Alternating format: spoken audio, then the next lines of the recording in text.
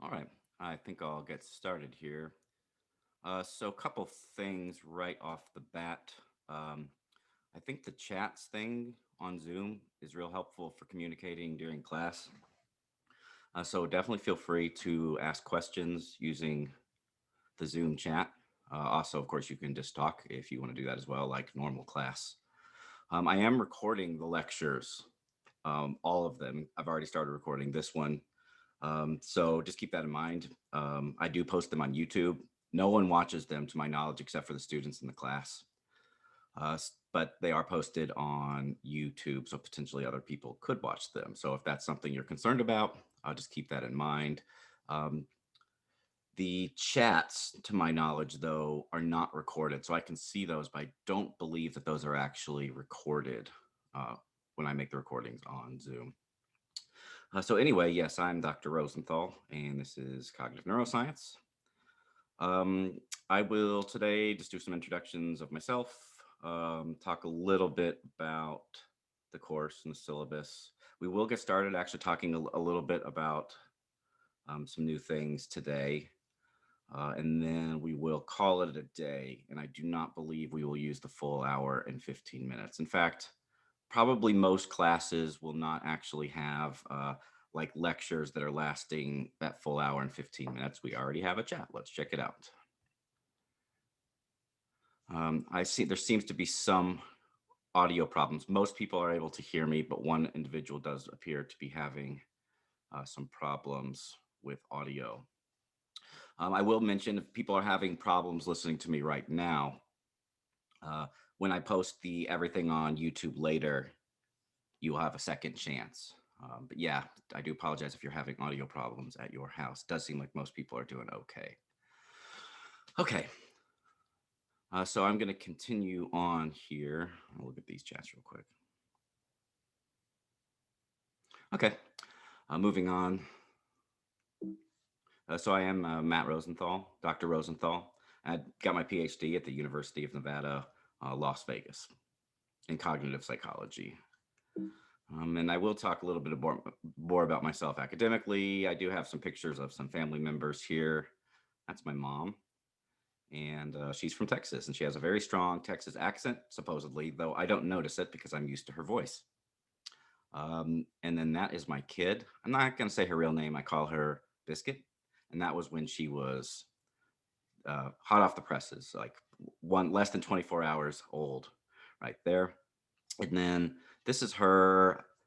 This was not this pre. This is the summer before the pandemic, so this is when things were still kind of normal out in the universe.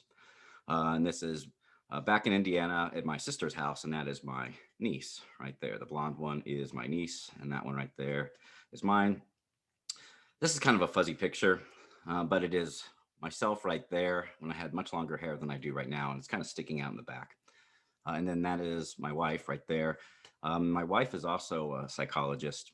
She has her PhD in cognitive psychology as well, and she teaches in the Kansas City University School of, I always forget, it's a very long name, Kansas City University School of Medicine and Biosciences, something like that. Kansas City University, I know I'm right about that part, and it's located kind of downtownish in Kansas City. And she is one of the professors in that department, and it's a graduate school um, teaching PsyD. So, in case you don't know what a PsyD is yet, those are people that get their doctorate in psychology, but it's not necessarily a research doctorate. It's a doctorate where the emphasis is on doing therapy. So, my wife is the cognitive psychologist there, and she's helps train people to become psychotherapists. Moving on. So here is another picture, another family member. This is my father, and I have this weird old picture because he died 2004, and that was well before mobile phones had cameras in them, and so there's not tons and tons of pictures of him. But here was one picture um, that is like it's a picture of a picture, and it was like behind you can see like a little reflection right here because it was like it's actually at the Carmel Ice Stadium where I'm from. He was a had a hockey group for old men. Well, I don't say old men, middle-aged men, And after he died, there's like a tribute thing, and his picture was behind this thing of glass, and someone saw it several years ago, and then they sent me a picture. They took a picture with their mobile phone and sent it to me. There's not a whole lot of digital pictures of him, but I like that one. He used to call this his Mr. Professor Head picture because he's wearing a suit and tie, which he didn't do that often, but he had to do it sometimes, and he was doing it there. So he was a professor, though not of psychology, not of neuroscience. Um, he was a professor of microbiology, to be exact. He studied bacteria, and he told me a little bit about it. In particular, he did a lot of research on this thing in bacteria called peptidoglycan, which I remember because he told me enough that I remember to this day. He always suggested that I told him I was interested in psychology. He's like, well, if you're going to go into psychology, at least go into neuroscience because he said there's more grant money in neuroscience than regular psychology.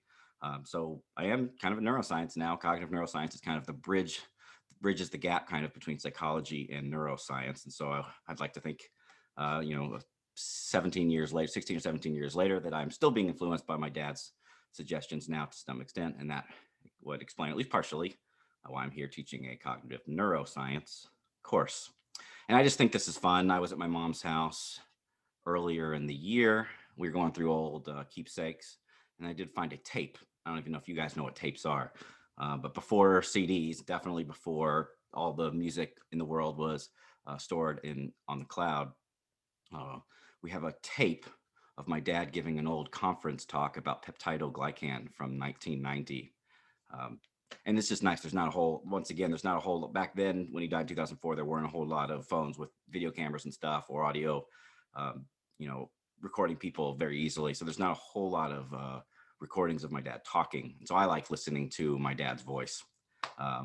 It's on SoundCloud if you want to, if for some reason you want to just hear it. It's kind of funny, and he's kind of a funny speaker. Good presenter. Moving on. Oh, I do want to say one more thing. It's in my notes thing down here. That another thing about my father being an influence on me, as I do remember very clearly, he was a scientist, and so I did science fairs in fourth and fifth grade, and he was highly involved with both of them. And he taught me a lot that he knew about science. He kind of taught me about it. And I remember very clearly my fourth grade project, and the question that was asked was, does salt water influence the rate of evaporation does salt placed in water influence the rate of evaporation of the water? I remember that very clearly. We had 4 or 5 different cups of water with different amounts of salt in them. And then over the course of a couple of weeks, we measured the rate of evaporation. And it was a strong effect, by the way, where the more salt, the faster the rate of evaporation. But I remember quite clearly towards the end of the project when I was making the graphs, and this was, way back. This is fourth grade. It was like 1990, actually. This is way before like Microsoft Excel and all that stuff, when you had to make graphs by hand, especially if you were like doing science fair in an elementary school. And I remember I made the first draft of the graph on graph paper by hand, and I did not draw the lines. It was a line graph, and I did not draw it with a ruler. And my dad saw my graph, and he told me to redo it using a ruler to make the lines nice and straight. Ended up doing that, and I actually was quite proud of the final result. And I remember that was, you know, 25 years ago or something. Over 20, uh, yeah, 20. It's hard to do the math real quick. Over 25 years ago. I still remember it today, and I'd like to think that some of my attention to detail I also learned from my father from experiences like that. So a little bit more about me here. So I am a musician, and I bring that up because most of my research, which is probably what you really care about, is my research knowledge. But a lot of my research that I've performed and published is related to different aspects of music perception.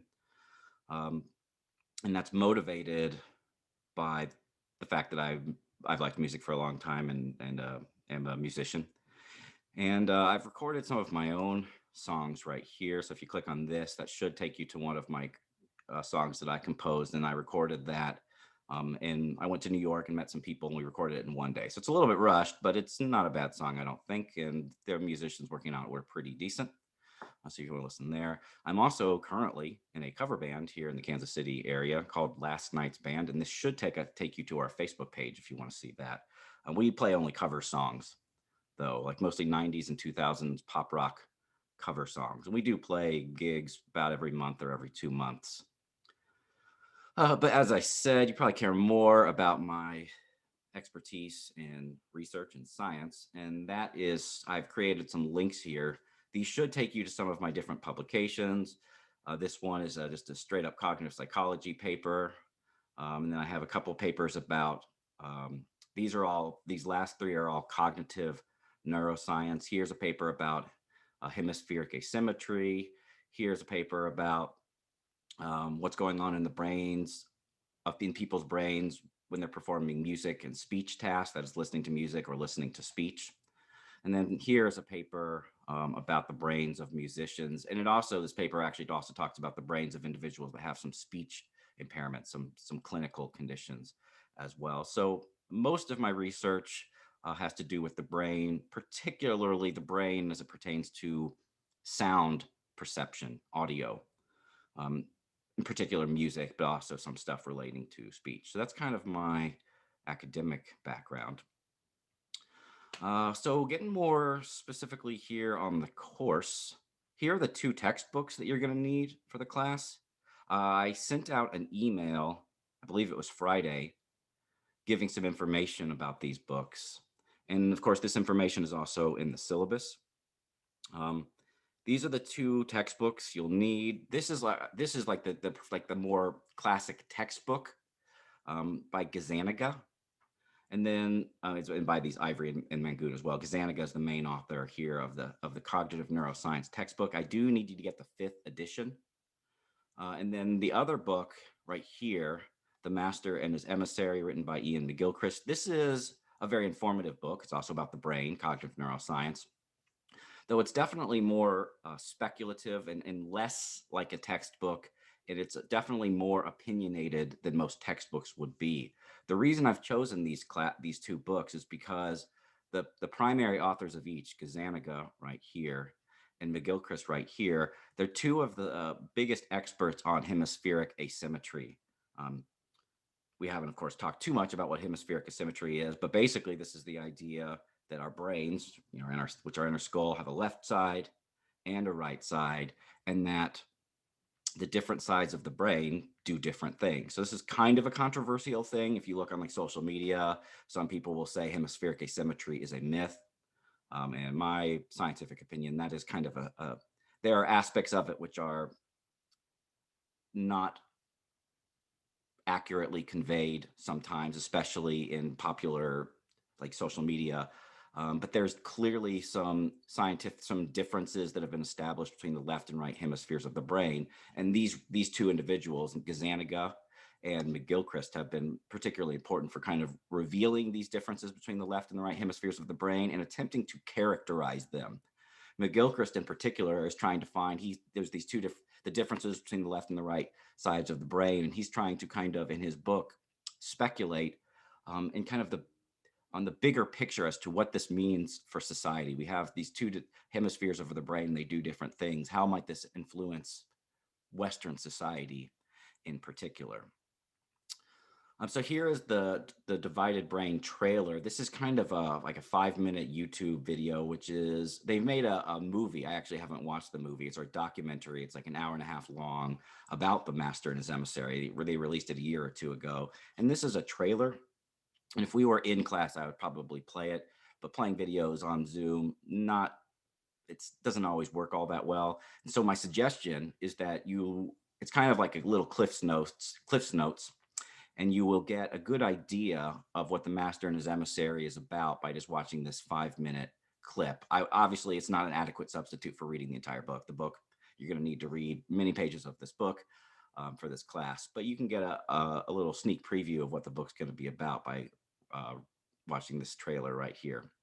I will say in general, and I've written it in my notes portions on the slides, that these two authors, although they're both experts in hemispheric asymmetry, have kind of drastically opposed or differing views on the hemispheres. So they're both experts, but they disagree pretty strongly uh, regarding how to characterize the left and right hemispheres of the brain. So I would say one thing that they agree upon are things like the following, which most scientists agree on.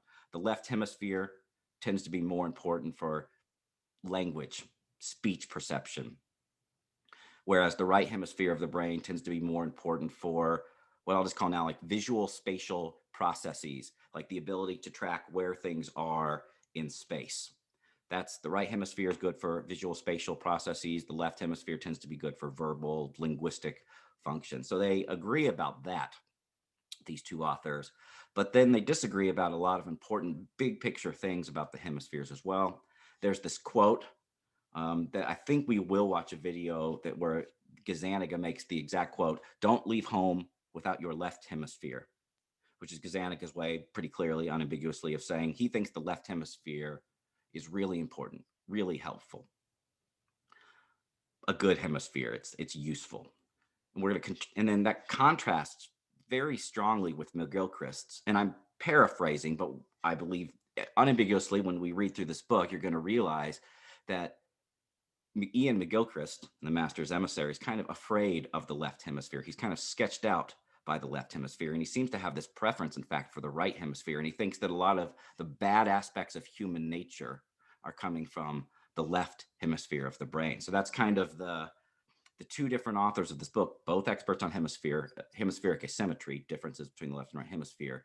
Gazzaniga, though, is a big fan of the left hemisphere, where McGilchrist is not a big fan. He's kind of sketched out by the left hemisphere. So one of the purposes of this class, chapter 4, we will focus in on hemispheric asymmetry in the textbook, but then this entire book, Master's Emissary, is about hemispheric asymmetry. One of the goals of this class, and then you will write a paper about, I'll tell you about it in a little bit in a second, is that you will be kind of comparing or contrasting these authors' viewpoints, because they have some similarities in what they think, but they definitely have some differences in what they think as well. So this is one of the main ways in this class that I'm trying to teach you like big picture thinking, integrative thinking, taking the things that you look in the textbook and kind of using them to assess the quality of ideas in this other book right here, which are not a textbook. They're more speculative in nature. You're going to learn about the science, and then you're going to apply what you learn to decide whether you agree with the ideas which are presented in this book right here. Any questions or comments before I continue on?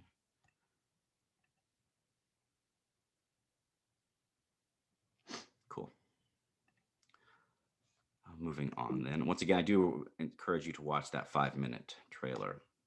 Okay, so I guess here's where we're going to talk about the syllabus. So I'm going to escape here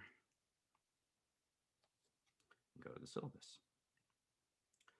There it is. I guess I should actually show you. Let's go to Blackboard real quick. So here is Blackboard right here. And this is our class. I've already posted several folders here, and I made mention of them in those previous emails that I sent you. Well, first off, when you log into our Blackboard, the announcement should be like front and center. And you guys all clearly found the Zoom ID. So presumably you all had no problem finding the announcements. That's the Zoom ID right there. For those people watching on YouTube later, though, this is where you copy and paste this link right here into your browser is how you'll watch the lectures live. Here are the other things. The syllabus is right here. The books, this is in here as a document, which just information about the books for the course. And so, yeah, we'll talk about Blackboard quizzes today. The slides. So the slides that I'm looking at, that you're looking at today, I will always post those usually right before class starts. The slides will be available. So the slides will be available in this folder right here on Blackboard. I will mention that I'm always improving the slides. So we might, for instance, do a chapter, like chapter 7 is kind of long. We might do that over the span of 2 or 3 class meetings. And I will post a set of slides on day 1. And it is conceivable that between day 1, day 2, and day 3, I might make slight modifications to the slides because I always see things that I can improve or be more clear. Let's take a look at this chat real quick, see if it's for me. Do you need, the question is, do we need any online learning thing to go along with the books like Launchpad? I'm trying to remember Launchpad. I do believe I've used Not in this class though. That was in like stats, if I recall. So no, you should not need any other online things. I will make the suggestion that you could potentially use ebooks for this class, but there's not, to my knowledge, I'm trying to think. Yeah, you won't need any like applications really outside of Blackboard is really the main thing that we'll be using. Then YouTube, if you watch the videos there. Yeah, and then you'll obviously need like Microsoft Word and that stuff as well. Yeah, I don't think you won't need anything like Launchpad. Thank you for the question. Okay. Yeah, go into the syllabus now. There it is. Let's go to the top. So, yep, there's the course. This exact syllabus should be available on Blackboard. I'm just looking at the exact one here. Um, so that's me, Matthew A. Rosenthal. There's my email. Good way of communicating with me, especially, of course, since we're doing completely digital classes now. So I just strongly suggest emailing me if you have any questions or comments. I'm pretty good. I would even say compulsive about checking my email. I probably check it. I'd probably be weirded out if I actually learned how many times I check my email per day. It's probably like 20 or 25 times per day during the academic year. And I even check it on the weekend, and I'm not opposed to answering emails over the weekend. I'm just looking at the chat here. Cool. Okay. So regarding my office, obviously we're not meeting in person. So I meet on Zoom. Zoom's pretty awesome. And there's really almost everything you could do in normal office hours you can do with Zoom, especially because of the screen share function is just really awesome. And so Zoom is a good way to meet. I don't have scheduled office hours, but I want to point out that I think office hours are really important, and I meet with students all the time in office hours. I'm very flexible about when I can meet, and I'm even more flexible now during the pandemic. It's kind of a way of compensating for the fact that courses are a little different, maybe harder in some sense, and so I am more than willing, especially while we're digital, completely virtual, to meet you. And if you work during the day and stuff and you have I'm willing to meet at weird hours, as long as we're productive when we're having those meetings. And so I'm very flexible. And I will say, the course evaluations that I get every year or every semester, I was looking at last semester for this course and for a different course that I teach, 625, which is a 600 level neuroscience course. One of the most of my comments were positive this in the fall semester, and one of the things that was one of the more positive things is that I'm quite flexible and helpful when meeting for office hours over Zoom. So I strongly encourage you, if you're having anything you want to talk about in the course, to make office hours to talk to me in Zoom. One of the things I've kind of learned the last few years of teaching that some students don't really understand the purpose of office hours. In fact, there's some research suggesting that first generation college students, that is, students whose parents did not go to college in particular, don't really realize the purpose of office hours. And so, in case that is unclear, I'll point out the purpose of office hours is for you to ask questions of of the the instructor, or really just to talk about anything you want that's related to the course. But particularly if there's something that you are not understanding and you need clarification for, office hours can be very helpful. I know some people presumably don't want to use office hours because they think that they should be able to complete a course without the help of the instructor. And I'll just say, me personally, my IQ is not uh, small. It's a decent IQ, and I did pretty well in college. But one of the reasons I did pretty well in college is because I talk with my professors in office hours all the time. And so I don't want you to get the impression that the people that do well in classes are the ones that are just naturally smart and they just kind of magically do well because of their intelligence. Really, the people that do well are the people that work hard. And at least for me, one of my main strategies for success in college was talking to the professors in office hours. I did it a lot and it helped me a lot. And I do suggest that you do that as well. Let's check out these chats real quick.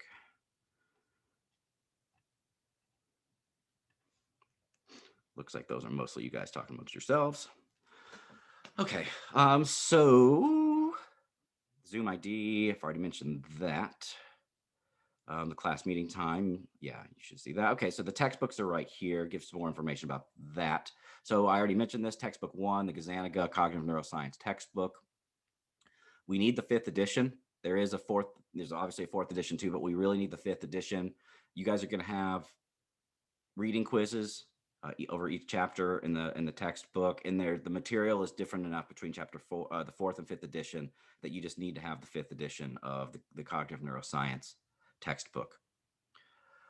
My suggestion is for this is using my recommended textbook is the interactive ebook right here, a digital version of this. There is a hardback book of a hardback version of the textbook, like right here, which I use sometimes, but I use the interactive ebook a lot, and I can tell no difference, and it's very well made, and should be considerably cheaper. It's probably like half the price of the hardback. So the interactive ebook, and that link should work. I tried it out last week and it did work okay. Hopefully it still works now. That is my suggestion. There's other places of getting the book as well: Vital Source, Amazon. I think someone in the chat was saying they got their book on Amazon, and I imagine that works fine as well. The second book, Master and His Emissary, there are two editions of this. There's the 2009 and 2019. I have actually the 2009 paperback version, which would work fine in this course. There's also a 2019 paperback version. I think it's got a green cover, which I actually don't have, but I've looked at it and I can tell no significant differences between them as far as the primary content. So either for the Master and His Emissary, either the 2009 or 2019 paperback version would work fine. And so that's my recommendation is the paperback. And the reason I suggest that is because I think it's actually very helpful in the Master and His Emissary in particular to underline important passages or to like write notes in the margins. And that will be helpful for you when you're writing your paper later. If you kind of have like a trail of breadcrumbs when you go back and are looking at things, like these are the things that when you originally read through the book, you thought were important, and it can help you get to those things quicker if you need quotations from the book later on when you're writing your paper. So for Master and His Emissary, the paperback first or second edition should be fine. There is an ebook. I haven't looked at it too much. Students used it last semester and they seem to be fine with the ebook. Though if you get the ebook, only get the second edition, the 2019 version. My understanding is that the 2009 edition of the ebook, which I don't think it's even being sold anymore, but it had some technical bugs which made it not very effective, but not very good. So the ebook would work, but make sure that you're getting like the 2019 version, which I think is all you can get now. I think that's all that's being sold. Let's see. Yeah, there is also a free version available from the library. I've tried that out. It was not very user friendly, but it is free. Of course, this whole book is only like $14 or $15 anyway. So I do suggest just going ahead and buying the book, though there is a free version you can get during the library. That might be particularly useful if there's a delay in you getting the book for whatever reason. You could use this temporarily. And I also should point out there's the bibliography. This book we're not going to read the entire Master and His Emissary, but it's got like 500 pages in it. We're not going to read all 500 pages, but it's filled with article references throughout, so many citations. And instead of putting the bibliography, the reference section in the book itself, it's long enough that they just published the bibliography as a separate thing. And depending on, there's a written assignment regarding this that's due at the end of the semester, and you'll have two options for that written assignment. And depending on which option you choose, you might need to find references in the Master and His Emissary. And if you do that, the bibliography to help you find those references is available right here as a link. So I'll let you take a look at I guess I'll talk a little bit about course objectives here. The learning basic methods and concepts of cognitive neuroscience, that's like the stuff of this course, the main concepts from the textbook in particular, the methods and concepts of cognitive neuroscience. So this is a lot about what we'll be doing when you read the textbook and when I'm lecturing about different elements from the textbook. These last two course objectives, applying knowledge to evaluate claims about cognitive neuroscience and developing an appreciation for the interdisciplinary nature of cognitive neuroscience. These last two objectives are strongly related to the Master and His Emissary paper that you'll be writing. I mentioned this is kind of the integrative part of the class where you'll be taking some of the knowledge that you learned from the textbook lecture parts, and you'll use it to be evaluating some of the claims which are made in the master and his emissary book. And that paper will be due towards the end of the semester. Grading, 2 tests, one in the middle of the semester, one at the end of the semester. I will provide a study guide for these tests a week in advance. So like, 7 days before, approximately before the test. I also will mention for the test, I actually allow you to use notes and books and basically any type of resource that you want, other than you should not be communicating with each other during the test. But any notes, lecture slides, books, you can use that stuff for these tests. So they're not traditional tests in the sense that you have to memorize a lot of stuff. You'll be able to take your notes with you to complete these 2 different tests. Participation, or what I call, let's see if we got questions here. How are the tests structured? So they are definitely some multiple choice. All the tests are on Blackboard, and so mostly it's multiple choice and even some true false questions. There's like a lot of the questions I'll provide diagrams, and there'll be some type of problem or question related to those diagrams. There's lots of different types of questions. Some are just definitional in nature, like, do you know the definition of this term? But there's definitely on the test some more like analysis, applied problems. Yes, the tests are timed. You have a lot of flexibility as to when you can take the test. So like for the midterm test, I have chosen a day in the middle of the semester, and you can take it anywhere in that 24-hour range. But I give you the length of the class period to take the test. So it's not like a take-home test per se. You'll want to be somewhat prepared for the test as far as like doing some studying before. You can take your stuff with you. And the reason preparation is important because it is timed. You will have, I believe, and I'll have to check what I did, I believe you'll have the length of the class, just 75 minutes to take the test, which I will say is usually way more than enough time for people. People are usually finishing way before that 75 minutes is done. Any other questions about the tests?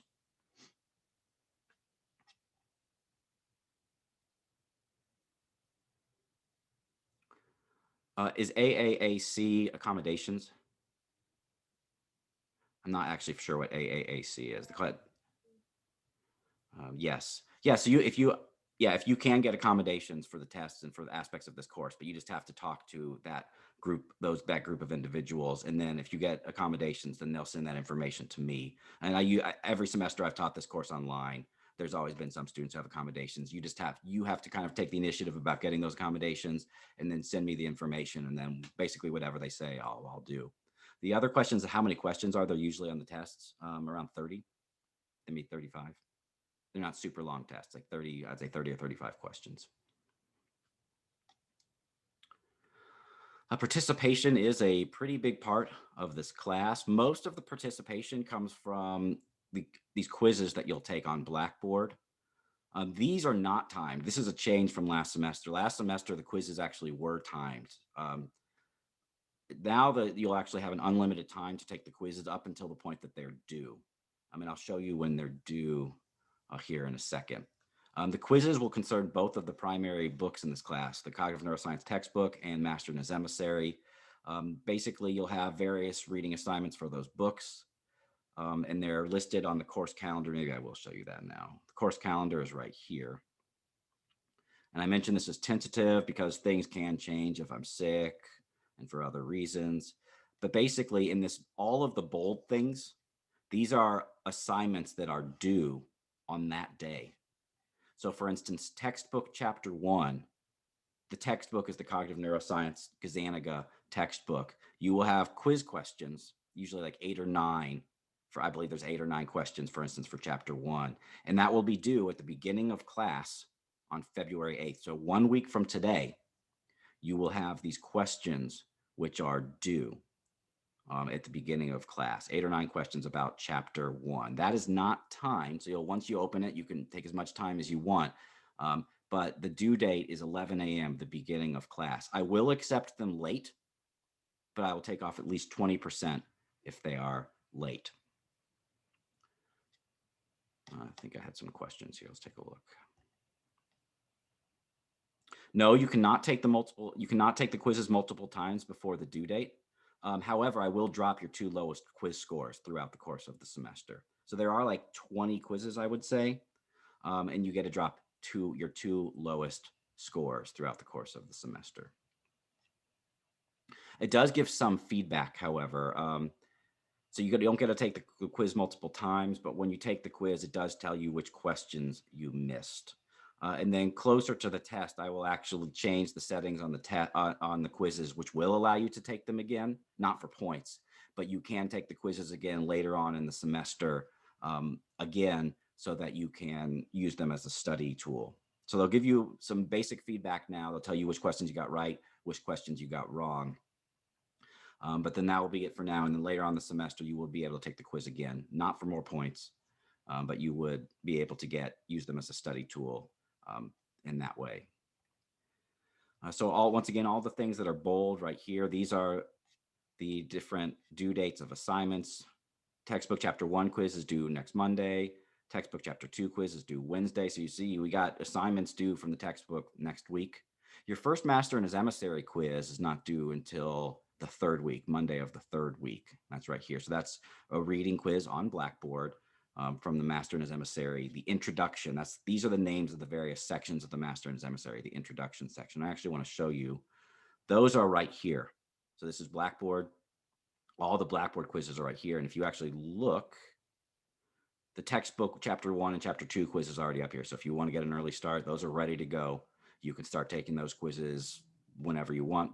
This one's due Monday. This one's due Wednesday. I think we have another chat. Let's take a look.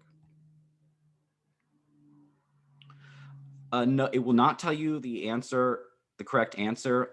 However, I will mention most of the questions only have two answer choices. Some of them have 3 or 4, but most actually are only have 2 answer choices. Many do. And so if you got the question wrong, oftentimes you'll know what the right answer would have been, because most of the times there's only 2 answer choices. So if you got it wrong, you'll know that the answer was the choice that you didn't choose. And I will also mention, if you took a question and it says you got it wrong and you don't know why, or you disagree, I am happy to meet over Zoom, and we can go over your exact quiz, and we can look at the questions you missed, and I can show you the exact right answer. So the computer program will not give you the feedback as far as telling you what the exact answer would be. It'll tell you whether you got it right or wrong. But if you meet with me, I will tell you whether you got it. I will tell you exactly what the correct answer is. And I'll also mention some incentive to do that. Some additional incentive to do that comes from right here. So I don't want to be done talking about participation, but I do extra credit opportunities in this class. Have to do with participation primarily, including coming to office hours and talking to me. I do consider that something worthy of extra credit. So you can get up to 4 points.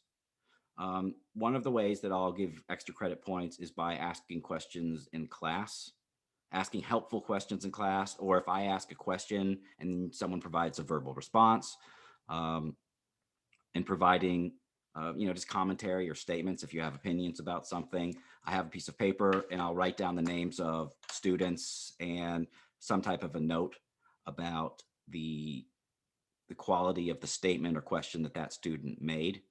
And you can get up to 4 extra credit points. So highly interactive students that'll help their grade.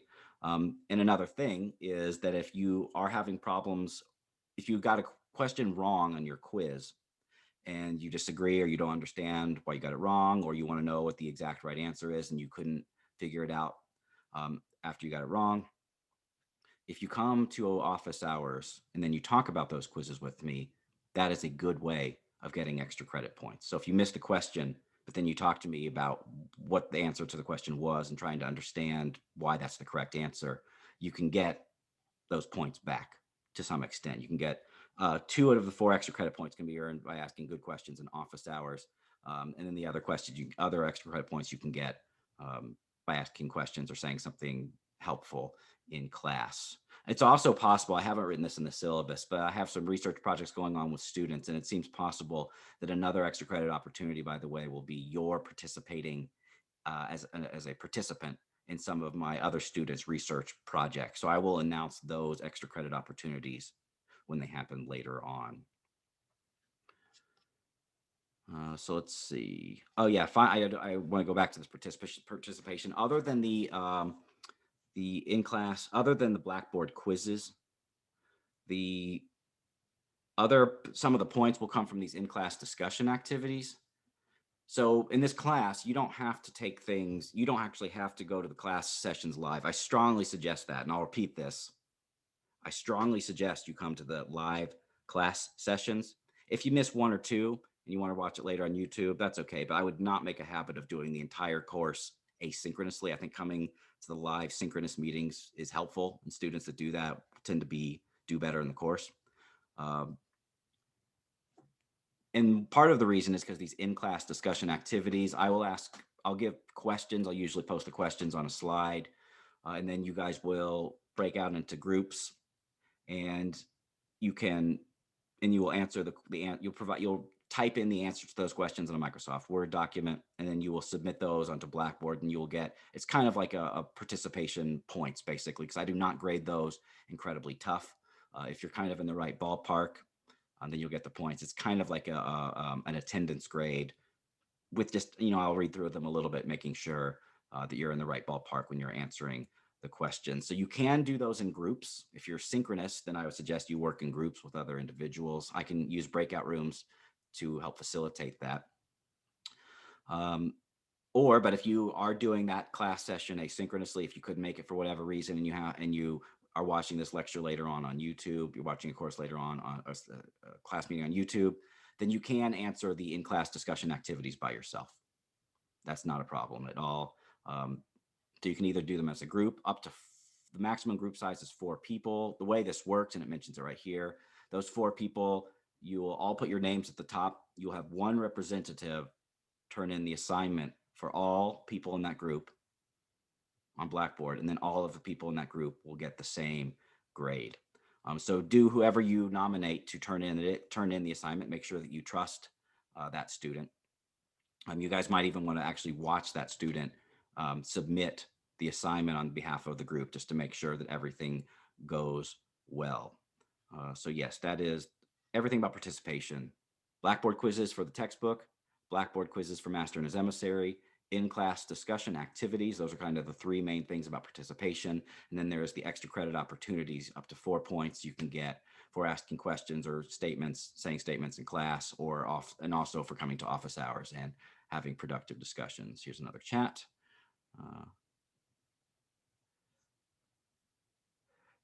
I can, the question is, will we get our groups by me breaking you up into discussion rooms? I can do either. So if you already know people in this class and you want to work with them, what you could do is you would just have to form your own Zoom meetings. And I'm assuming you guys know how to use Zoom pretty okay now. So what you would have to do is you just have to break off from the group, and then you would form your own meetings with those individuals. I would assume, though, that most people don't know don't know other individuals in this class. So the other thing that I'll do, I see some individuals wanting to seems to be a lot of demand for that. That student was asking, does anyone want to be in a group with them? And I got like 10 yeses very quickly. The other thing that I'll do is that I will I can use randomization on Zoom to form breakout rooms just by randomly choosing students. So if you don't know anyone else in the class, if you know people in the class, you can form your own groups. Otherwise, then I'll just randomly choose them for you. So you kind of have the decision. If you want to be with people that you know, you can do that. You just have to leave the class and form your own groups. People that hang around, I'll randomly assign them to their own breakout rooms. Moving on, so you're talking amongst yourselves there. Okay, the writing assignment, last big assignment. This is a big one. It's worth almost as much as one of the tests. Critical analysis of the Master and his Emissary based on the concepts and methods that you learned about in lecture and from the textbook. I'm posting the options early right here. So there's 2 options right here. Click on this link. This takes you to a Google Doc. And it gives you a decent amount of information. So this paper is not due till literally the last week. The last class meeting is when this is due. So you have the entire semester to work on this. And I'm giving you the exact questions right here. There's two topics. Here's topic one. Here is topic two. And so you will choose one of these as your topic, and that will be what you write your paper about. So you might want to take a look at these now. And as you're reading through the Master and his Emissary, you kind of be like, which of these two topics do I think I'm most interested in? And kind of be thinking about this as early as possible. I did this for the first time last semester, and I think it was helpful because there were more A's last semester than there had been in previous class sessions. Like there's a higher proportion of A's. And so I believe that allowing you guys to kind of get an idea of what the paper topic is going to be about, and you guys looking at this information early on in the semester, does appear to improve the quality of the papers that students are turning in. So I think it is in your best benefit to take a look at this stuff early and use it to kind of guide your reading of both textbooks, but especially the Master and his Emissary. And I'll also mention, I am very happy to meet to talk about your ideas regarding this. The students that do that tend to be the ones that do the best on the paper. So as I mentioned earlier, I'm really flexible, and I find a lot of value in meeting with students one-on-one or in small groups on Zoom, especially to talk about these paper topics. So if you got multiple ideas and you want me to give you like, here's what I'm thinking about doing, Dr. Rosenthal, which of these do you think is the best idea? Or, maybe you have a loose idea and you just want me to help you kind of clarify it. I've done it a bunch of times. It is a good use of time. I strongly recommend doing something like that. We got a bunch of chats here. Let's see if anything. Yeah. I see a question. Will those assignments be due by the end of class? I'm actually not sure what assignments you're referring to. So if that student could clarify that question, I'll move on, but that student could clarify, then I will try and answer it better. The group discussion assignments. Yeah. Oh, good question. Yeah. So those you're not going to know exactly. That's kind of the incentive, is to get you guys making sure you're watching the videos, or the YouTube videos, or coming to class. So I'm not going to announce when those in-class discussion activities will be. So I will make the announcements regarding the due date in class. So when I provide the discussion questions, I will also provide the due date. And it is not my goal to make you stressed out about not having enough time to do these. I will provide due dates that I think give you more than enough time to finish the assignment, given the amount of work that the assignment requires. And I can be, I can be flexible. If I give you a due date in class and you're like, I just don't have time to finish this because of X, Y, and Z. If you tell me that in advance, like right when I do it, right when I assign it, then I can be flexible with due dates. But you just have to do it in advance. The thing that I won't, tolerate is if I make it a due date for those in-class assignments, and then after the fact, you're like, oh, I had work the past week and I wasn't able to do it because I was at work. I just need advance notice and I can be flexible. But once again, to answer the question, I will be announcing those due dates for the in-class discussion activities when they are assigned in class. And I will do it so that I believe that you have more than enough time to finish them. But if you don't, just give me, good. You're welcome. But if you don't think you have enough time when I sign them, tell me that in advance and we can work out something. Communication is important. It's more important than it normally is because of the digital distance that we have between us. Okay, you guys have been asking a lot of questions, which is good. Let's just look a little bit more here at the schedule. These first couple days, and it's going to bleed over, it looks like, into this third day here. We're going to be, I'm not assuming that you guys have the books yet. So we're just going to be doing, we'll probably actually not start this today. We'll probably start it next time. Some stats methods reviews. These are prerequisites for the course.